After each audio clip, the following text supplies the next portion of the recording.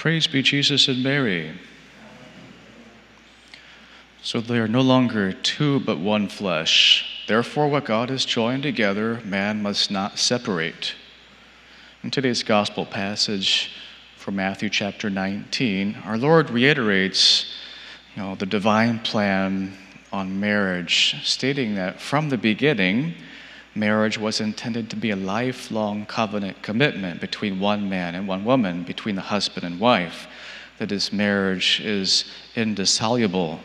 It cannot be broken apart, terminated, or canceled out. And divorce is not only not permitted, by God, His plan, but it's an impossibility.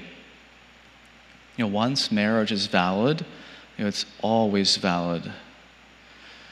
So marriage is the most important and sacred institution we know, since it is the basis of family life, and family life is the basis of human society.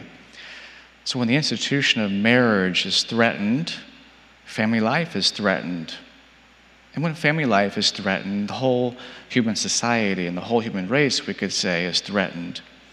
And contrary-wise, when marriage is protected, the family, society, the whole human race is protected, is benefited.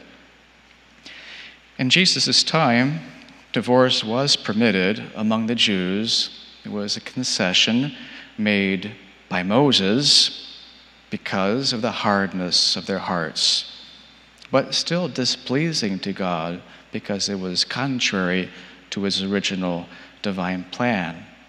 From the beginning, the Creator made them male and female. So Jesus restores marriage back to its original integrity, and beauty. What God has joined together, man must not separate, Jesus says. It needs to be clear to all of us and to society, who the author of marriage is. Not man, not society, not the state, not even the church, but God alone. The church is merely the promoter and protector of this sacred gift of marriage, this great good, which is one of the 7 sacraments given to her by Christ Himself. When individuals begin to mess with marriage, they make a mess of it, of course. If they try to strip away its sacredness, then individual marriages are damaged. But when society as a whole, or the state, begin to mess with marriage, the damage is compounded, 100-fold, 1,000-fold, we could say.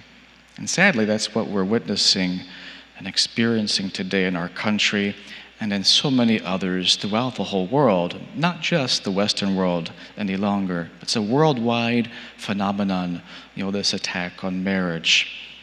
Opening the door to divorce, in certain cases to begin with, making that legal, and then no-fault divorce, has led society down the slippery slope to other offenses, unavoidable, you could say, being a slippery slope, these offenses against marriage, trial marriages, same-sex marriages, and next, polygamy and so forth. So when marriage is no longer held to be sacred, anything goes. The only way to save marriage, individual marriages, and marriage as an institution in our society, is to turn back, to its author, God Himself. Praise be Jesus and Mary.